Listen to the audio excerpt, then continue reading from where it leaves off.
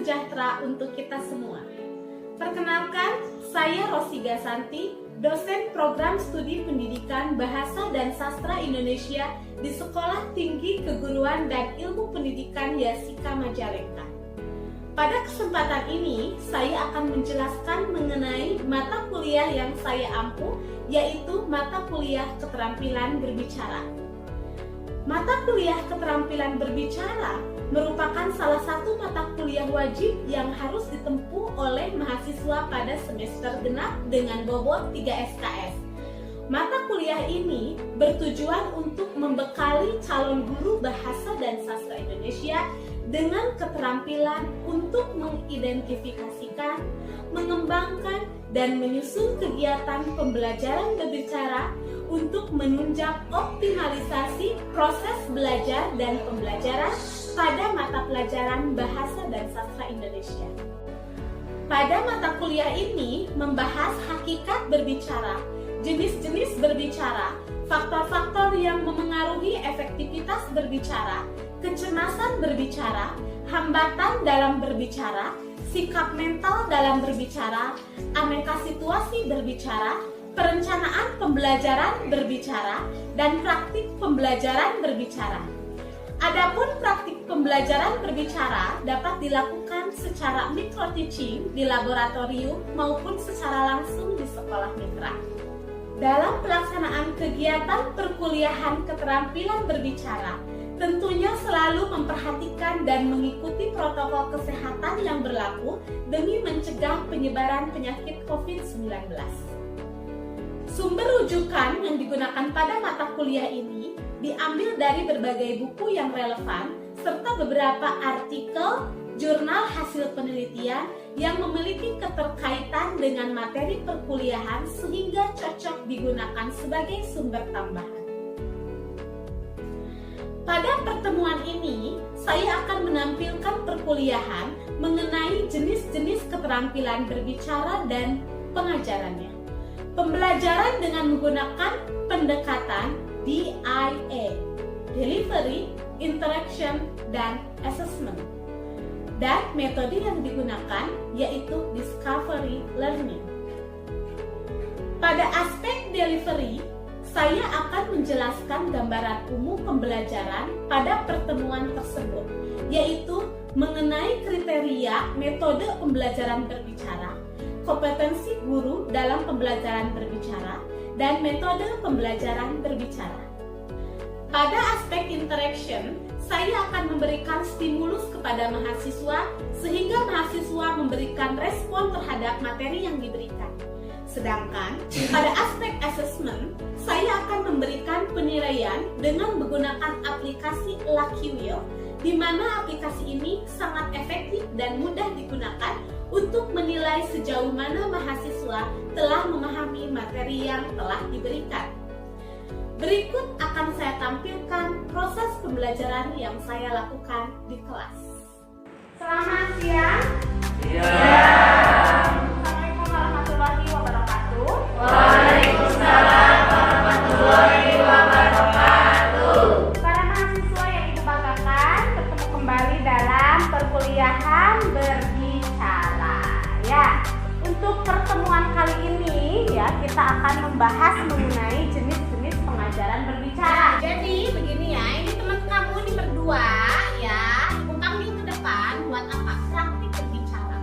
Ya, Ibu akan ngetes sejauh mana begitu teman kalian di sini dalam dua hal berbicara, apakah bagus, apakah masih jadi tinggi, begitulah tahu lah ya. Nah kalau misalnya begini rendah low ya begitu ya, berarti kalian nada bicaranya pun rendah begitu, paham ya? Dan apa yang dibicarakan biasanya kan nada itu mengikuti apa yang dibicarakan kan. Nah ketika kita emosi, perasaan kita emosi pasti tinggi ya, tapi kalau kita misalnya udahlah begitu ya, kita mengalah, kita rendah. Kalau biasa-biasa sedang-sedang aja, paham? Oke, kita tonton ya, dituduh berselingkuh oleh si perempuan ini, oleh si Dea ini begitu ya. Tapi ada tekniknya, nggak boleh ngomong enak. Ini punya tangan nih ya, tangan ibu kalau misalnya ini datar ini di tengah, kamu nggak ada bicara. Semalam kamu kemana nggak boleh bicara aku? Kamu ketiduran? Beneran? Masa kalau misalnya aku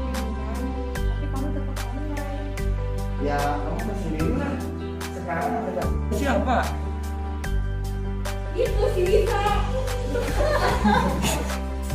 Aku lihat di statusnya Lisa. Kamu ketemu sama dia. Ya, kita nggak membicarakan hal-hal. Tapi nyatanya kamu tuh bohong di dalam hati. Kamu tahu apa? Kamu nggak tahu di depan. Kamu nggak tahu apa dan nama saja. Kalau ini, Aku nggak tahu kehidupan kamu. Aku siapa sebenarnya? ya kamu hanya tahu bagaimana cara kamu membalas perasaan saja. Tapi kamu nggak tahu kehidupan aku kayak gimana sehari-hari. Oke. Ada yang mau menyampaikan? Ya. Baik, siapa yang ingin mengomentari tentang penampilan kalian hari ini? Izin Bu, Ya. nama saya Iqbal. Mau sedikit mengomentari dari perihal antara teman saya Dea dan teman saya Taufik ketika praktek di depan. Mungkin minusnya dari dua-duanya ada semua, karena tadi ketika penyampaian kalau dia udah ngaku tidur, ternyata dia masih bangun dan teleponan. Dia gak percaya tapi dia ngakuin gitu. Menurut saya itu agak chaos gimana gitu.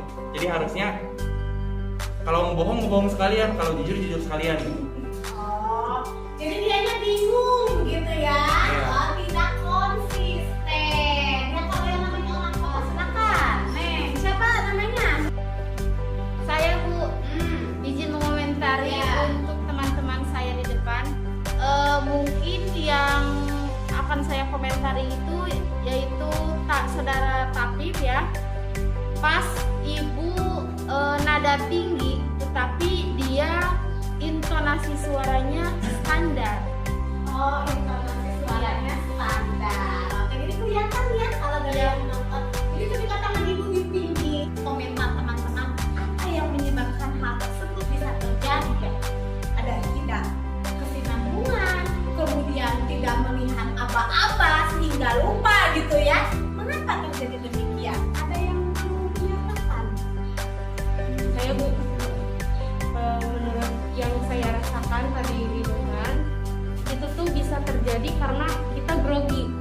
Terus dari berkomunikasi kan perlu chemistry juga ya Bu. Nah itu tuh belum terjalin. Oke, belum terjalin dengan baik, betul. Mungkin hanya beberapa, begitu ya. Faktor yang menyebabkan hal terjadi itu banyak. Salah satunya contohnya apa ya? Waktu itu kan belum dijelaskan sama ya, faktor yang membuat seseorang itu malu berbicara di depan kelas. Salah satunya apa ya? Coba. Internal dan faktor eksternal. Kalau internal itu dari faktor keluarga, sosial dan ekonominya. Kalau dari faktor internal itu bagaimana dia menyikapi lingkungannya, apakah dia bisa percaya diri atau tidak. Oh, ya, faktor internal dan eksternal. Yang diajak ngobrol sama ibunya, sama bapaknya, begitu ya. Misalnya dari kecilnya ibu sudah diajarkan untuk biasa berbicara. Ya, banyak sekali ya faktor-faktor yang menyebabkan seseorang itu tidak bisa berbicara atau tidak bisa tampil di depan umum dengan baik. Gitu, ya. Terus bikin percaya diri dulu aja, jangan malu. Ya, makanya ibu rekomendasi juga. Mahasiswa juga kalian juga bisa berbicara semua di depan kelas. Ya, apa kuncinya? Harus banyak latihan. Oke, next. Nah, ini kompetensi guru dalam sorry kebalik. Kerbau gemuk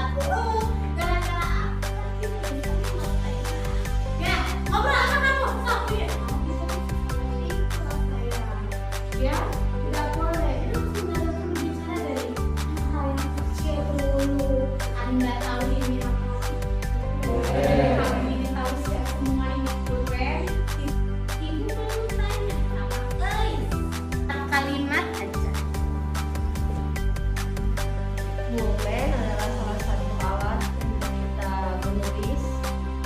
Contohnya seperti menulis cerpen, novel, dan lain-lain. Terus, nomor 1. Dengan adanya pulpen juga kita terbantu untuk menulis. Pulpen itu berwarna hitam dan panjang. Pulpen itu juga di dalamnya ada tinta yang bisa digunakan untuk menulis kapanpun dan dimanapun.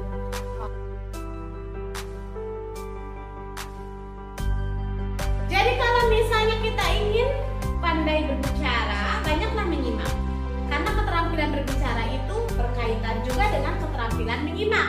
Ya, banyaklah orang menyimak, dia pasti pandai menyampaikan. Karena dari hasil simakan.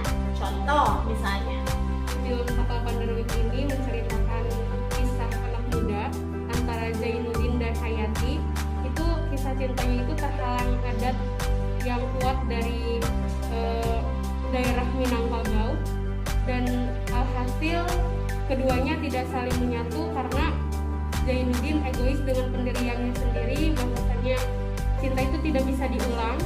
Kalau untuk Hayati itu lebih mengutamakan kebahagiaan orang lain daripada dirinya sendiri. Jadi antara kedua dan hiburan juga, menambah wawasan juga. Ya, apalagi kan kita selalu berbahasa Indonesia, tidak akan terlepas dengan drama, film.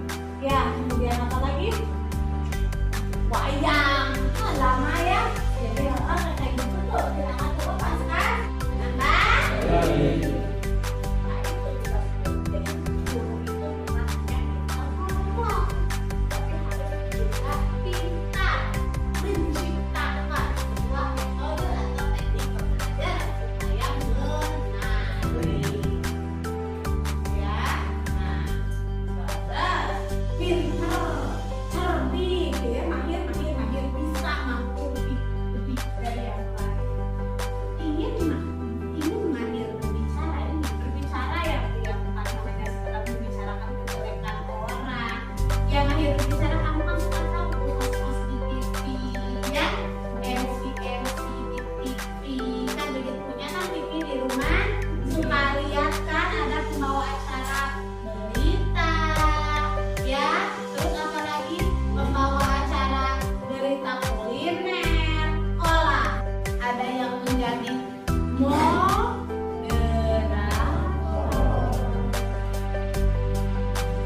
Ya, ya, harus bisa. Semua harus bisa tahu. Ya, meskipun dalam hati masih banyak kekurangan dan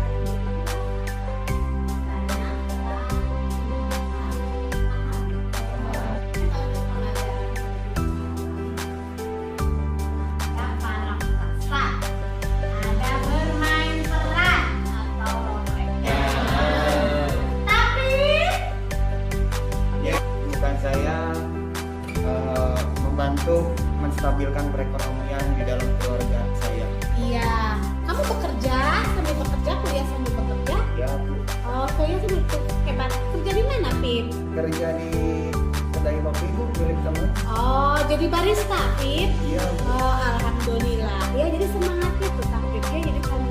Ya, nggak apa-apa kan? Terus aja tanya. Ya, sejauh mana dia bisa melayani pertanyaan-pertanyaan kita kan begitu. Nah, kemudian ada bertanya.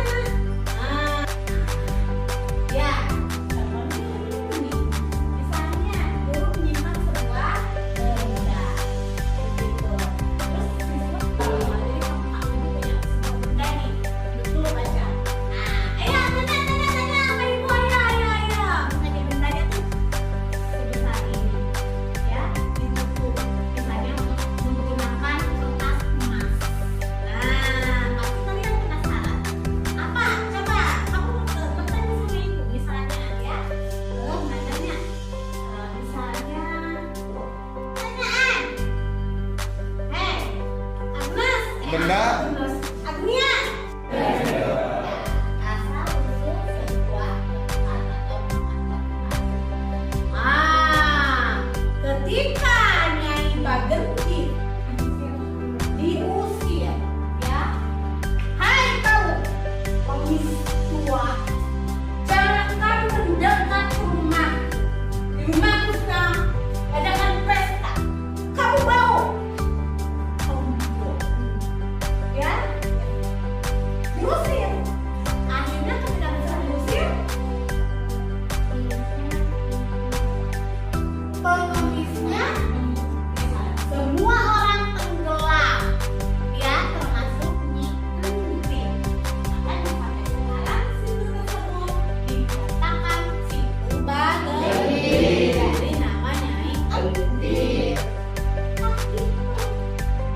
itu, Bu? Ya, ini adalah buku apa? Tidak materi. Coba, kamu satu orang ceritakan kembali materi yang kalian sampaikan. Atau misalnya menampilkan sebuah drama, wayang atau apa, ya. Kemudian nanti siswanya sudah menceritakan cara mengajarkan berbicara. Cara mengajarkannya cukup kok. Dengan apa? Dengan kita menjadi guru yang bisa dicontoh oleh murid-murid. Ya, cara mengajarkan berbicara kepada siswa tidak boleh dipaksa. Ayo, mama, kamu berdekat. Ayo, bicara. Ya, ngobrol apa kamu? Sok, sini. Tidak bisa seperti itu lah sayang. Ya, tidak boleh. Sudah hafal dongengnya. Akhirnya dia tahu. Sudah bawa buku maksudnya. Hari ini salaman pada dingin ya. Karena apa? Grogi itu kan gangguan berbicara. Kita sebagai guru bagaimana menjadikan siswa tersebut ya bisa menghindari atau bisa belajar supaya tidak gugup, menghindari hal-hal yang seperti itu. Bagaimana caranya? Nah, pikirkan makanya ya, bagaimana ya caranya supaya seseorang itu menjadikan seorang itu mahir berbicara. Ya, ibu punya games ya. Nah, sebentar, mana yang baju itu ya. Punya Muna ya, warna apa tas? Putih. Warna putih. Iim ini ini games ya. Kalian tahu nggak isi di dalam lingkaran ini apa? Ini adalah sebuah handphone.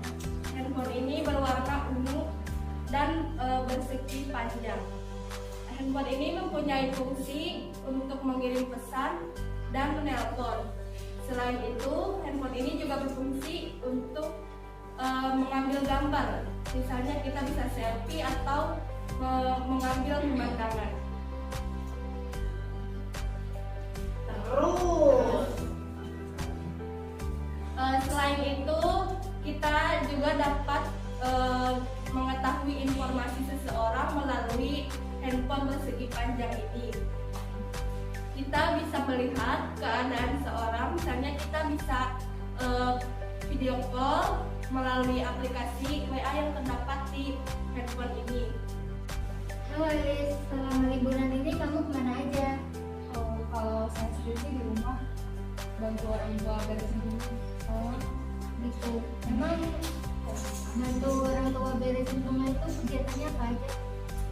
Ya mulai dari bangun tidur, terus makanan sholat, setelah itu bereskan kamar, nyapu, ngepel dan lain sebagainya. Setelah itu di bulan Juli lalu ada latihan paguyuban suara untuk mengisi acara wisudawan anak tingkat yang paling lulus. Oh gitu, gimana itu acaranya? Acaranya kebetulan di Cirebon, di Hotel Sisda Cirebon. Siapa aja yang ikut? Kurang lebih kelas kita, kalau dari kelas saya sendiri itu kurang lebih Tia, Ahmad Lani dan lain sebagainya. Emang selama liburan nggak? Jadi sejauh ini paling di area Majalengka muter-muter doang. oke. Yang mana wawancara menceritakan kembali ada yang cuma menjawab pertanyaan ya. Bisa aplikasi ini bisa kalian terapkan kok nanti ketika pembelajaran di kelas bersama siswa.